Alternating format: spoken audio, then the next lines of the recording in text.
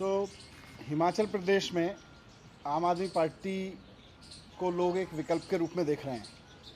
Bharatiya Janata party वहाँ पर दो तरह के नुकसान झेल रही है। एक तो कोई क्रेडिबिलिटी नहीं बची है लोगों के बीच में अब ये उम्मीद नहीं है कि भारतीय जनता पार्टी हिमाचल प्रदेश में कुछ करके दिखा सकेगी। हिमाचल के लोगों को बिल्कुल इस बात की उम्मीद नहीं है कि वहाँ भारतीय जनता पार्टी से ये अपेक्षा की जाए कि वो स्कूल पे, अस्पताल पे, रोज़गार पे, बिजली पे कुछ काम करेगी। ऐसी हिमाचल प्रदेश में चारों तरफ से निकल के आ रहा है। और दूसरा, अब आम आदमी पार्टी की बढ़ती लोकप्रियता से घबरा के जिस तरह से बीजेपी अब बौखलाई हुई है, जिस तरह से छटपटा रही है और वो आम आदमी पार्टी के ऐसे लोगों को भी पार्टी में शामिल कर रही है जिनको पार्टी खुद निकालना चाह रही थी। वैसे में बीजेपी के जो सीरियस कार्यकर्ता हैं, जो सोचते थे हिमाचल के लिए कुछ हो, उनको भी अब लग रहा है कि अब उनकी पार्टी कुछ नहीं करेगी, तो वो अब बड़ी संख्या में छोड़ के आम आदमी पार्टी ज्वाइन कर रहे हैं। और भारतीय जनता पार्टी पूरी तरह से बिखर चुकी है। वहाँ पे हरमेल धीमान भारतीय जनता पार्टी के वहाँ 30 साल पुराने नेता हैं। उन्होंने भारतीय जनता पार्टी छोड़ के आम आदमी पार्टी ज्वाइन की है। उन्होंने, हरमेल धीमान जी ने राष्ट्रीय कार्यकारिणी में एससी विंग संभाला है, हिमाचल में भी संभाला है और राष्ट्रीय कार्यकारिणी में भी एससी विंग संभाला है। वो अपने डिस्ट्रिक्ट लेवल के, अलग अलग लेवल के, डिस्ट्रिक्ट लेवल के बहुत सारे 20 नेताओं के साथ आम आदमी पार्टी में शामिल हुए हैं। और अब 1000 नेता उनके अलग अलग ब्लॉक लेवल के और डिस्ट्रिक्ट लेवल के और भारतीय जनता पार्टी के शामिल होने जा रहे हैं, इस उम्मीद में कि भारतीय जनता पार्टी से अब उनको उम्मीद नहीं है कि हिमाचल के लिए वो कुछ करेगी। वहाँ पूरी तरह से बिखर गई है उनके पार्टी की उम्मीद, हिमाचल के लोगों की उम्मीद पूरी तरह से टूट गई हैं। 1000 लोग और वहाँ पे शामिल होंगे।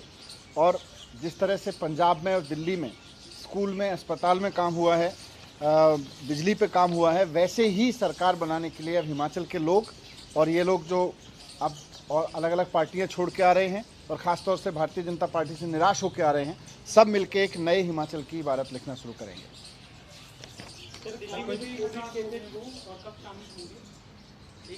ये बस अब कुछ दिन में शामिल होंगे। कई भारतीय जनता पार्टी के और बड़े नेता भी हमारे संपर्क में। हाँ, तो वी आर वर्किंग, क्योंकि अब वहाँ हिमाचल के प्रति एक और एक्टिव डेडिकेटेड लीडरशिप को वहाँ खड़ा करना है। क्योंकि अब वहाँ बहुत एक्टिव हुए हैं, तो अब धीरे धीरे पार्टी बदलेगी वहाँ पे। तो फिर दिल्ली के स्कूलों में भी अब कोविड के मामले सामने आने लगे हैं, क्या कुछ स्थिति है? कुछ स्कूलों में कितने मामले मिले? देखिए, कोविड के ओवरऑल दिल्ली में देखें तो मामलों में थोड़ी सी बढ़ोतरी हुई है, पर अभी तक इसमें कहीं भी कोई ऐसी चिंता की बात नहीं है, क्योंकि हॉस्पिटलाइजेशन नहीं है।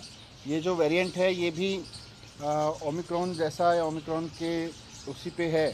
और अभी तो इसकी जीनोम सीक्वेंसिंग और इन सब का भी होना बाकी है कि ये पुराना ही वेरिएंट चल रहा है क्या। तो कहीं से भी हॉस्पिटलाइजेशन बढ़ने की खबरें नहीं आ रही हैं। पर अब क्योंकि कोविड है और हम सब बार बार कहते हैं कि पिछले 2 साल के बाद अब हम सबको कोविड के साथ जीना सीख के आगे बढ़ना है, तो कहीं कोई ऐसी टेंशन की बात नहीं है। कुछ स्कूल से मैं लगातार नज़र रखे हुए हूँ, किसी भी स्कूल में कहीं एक भी केस आता है किसी टीचर या किसी एक बच्चे को, तो उस वक्त स्कूल भी हमको रिपोर्ट कर रहा है और हम भी स्कूल को जो भी दिशा निर्देश हैं इंडिविजुअली दे रहे हैं। मैंने अपने एजुकेशन डिपार्टमेंट के ऑफिसर्स को कहा है कि अभी 2-3 दिन की छुट्टियां हैं, इस बीच में केसेस पे नज़र रखते हुए एक जनरल गाइडलाइन नए हिसाब से बना के स्कूल्स के लिए जारी करें। तो कल तक हम एक गाइडलाइन भी जारी करेंगे। सर, अब तक किसी स्कूल में ऐसे मामले आए हैं? कितने केसेज आए? बहुत एकाध केस कहीं से आ रहे हैं, अभी तक कहीं इस तरह के ज़्यादा केस नहीं आए।